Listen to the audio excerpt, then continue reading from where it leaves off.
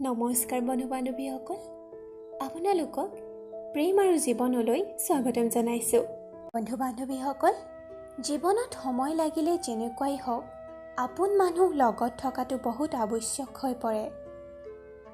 সুখৰ সময়ত থাকিলে সুখবোৰ আৰু বাঢ়ি যোৱা যেন লাগে, আৰু যদি দুখৰ সময়ত লগত থাকে তেতিয়া দুখবোৰ কমি যোৱা যেন লাগে। আপোন মানুহৰ মাজত সময় কেতিয়া পাৰ হৈ যায় গমেই পোৱা নাযায়, নহয়নে বাৰু?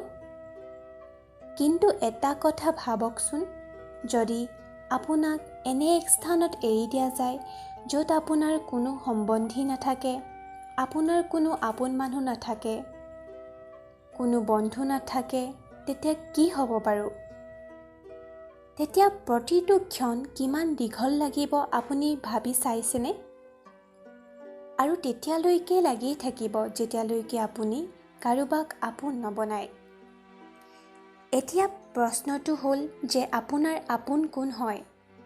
জন্মৰ পৰা ৰক্তৰ লগত জড়িত সেই সম্বন্ধ, নে আপুনি সৰুৰ পৰা খেলা ধূলা কৰা বন্ধুবৰ্গ, নে আপোনাৰ লগত কাম কৰা সহকৰ্মী যাৰ লগত আপুনি কাম কৰে? নহয়, আপোন সি হয় যি বিপদত সহায় আগবঢ়ায়। আপোন মানুহৰ চিনাকি সময়ৰ লগত পোৱা যায়।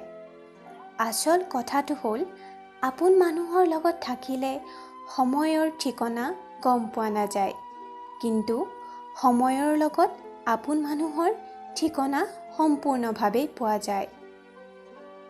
বন্ধু-বান্ধৱীসকল, ভিডিঅ'টোৰ কথাখিনিৰ মাজেৰে মই কি ক'ব গৈছোঁ বুজি পাইছেনে? যদি বুজি পাইছে তেনেহ'লে ভিডিঅ'টোত এটা লাইক কৰি দিব, শ্বেয়াৰ কৰি দিব আৰু আমাৰ চেনেলটো ছাবস্ক্ৰাইব কৰিবলৈ নাপাহৰিব। আজিলৈ আহোঁ, ধন্যবাদ।